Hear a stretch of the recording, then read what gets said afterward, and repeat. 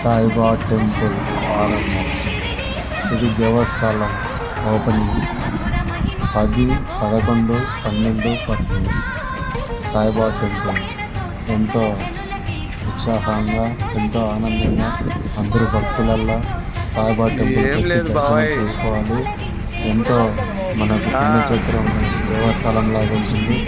National హైవేలో Saibaba temple కూడా ఎన్ని ఫీట్ల హైట్తో ఉందో మీరు ప్రతి ఒక్కరు ఫ్యామిలీకి వచ్చి దర్శనం చేసుకోవాలని కూడా కోరుకుంటున్నాను.